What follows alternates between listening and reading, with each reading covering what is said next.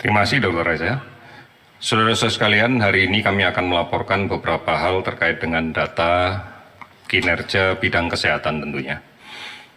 Hari ini kita telah melakukan pemeriksaan spesimen sebanyak 17.757 spesimen. Sehingga akumulasi yang sudah kita periksa adalah 446.918 spesimen. Ini memberikan tambahan kasus positif yang kita konfirmasi sebanyak 1.241 orang, sehingga totalnya menjadi 34.316. Kalau kemudian kita rinci lebih lanjut tentang kasus positif ini, maka kita dapatkan penambahan di 5 provinsi. Yang pertama adalah Jawa Timur. Hari ini melaporkan 273 kasus konfirmasi positif dan 97 sembuh. Kemudian Sulawesi Selatan 189 dan melaporkan 53 sembuh. DKI Jakarta 157 orang dan melaporkan 146 sembuh. Jawa Tengah meningkat 139 orang dan melaporkan 118 orang sembuh.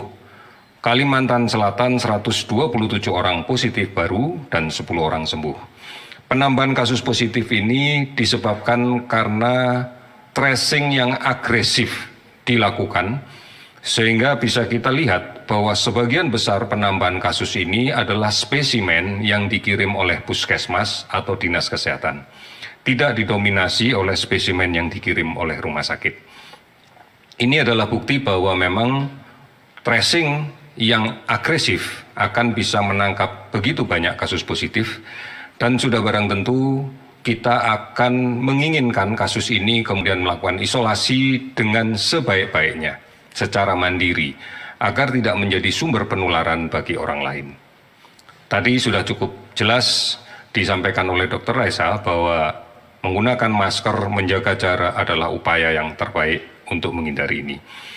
Kemudian 15 provinsi melaporkan kenaikan di bawah 10 dan ada 6 provinsi yang hari ini tidak melaporkan ada kenaikan sama sekali.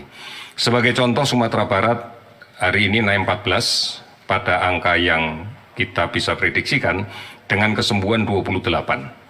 Kemudian ada beberapa provinsi yang lain, sebagai contoh Gorontalo hari ini ada 6 kasus tetapi 7 dilaporkan sembuh. Ini yang kemudian menjadi kabar gembira untuk kita bahwa daerah-daerah yang lainnya sudah mulai bisa kita kendalikan dengan baik. Sudah barang tentu inilah peran serta masyarakat keseluruhan. Kasus sembuh secara keseluruhan menjadi 700, hari ini kita dapatkan 715 orang sehingga totalnya adalah 12.129 orang.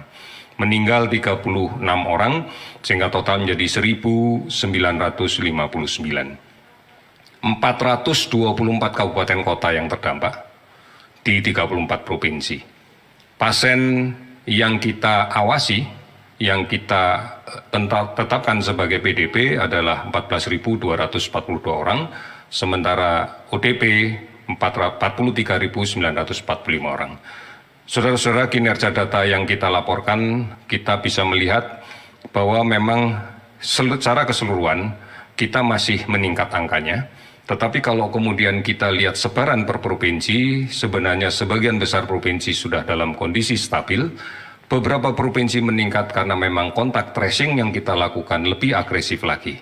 Ini sejalan dengan arahan dari Presiden untuk kemudian kita lakukan tracing dengan secara lebih agresif. Saudara-saudara sekalian, mari kita pahami kembali bahwa kasus ini terjadi dikarenakan penularan masih terjadi.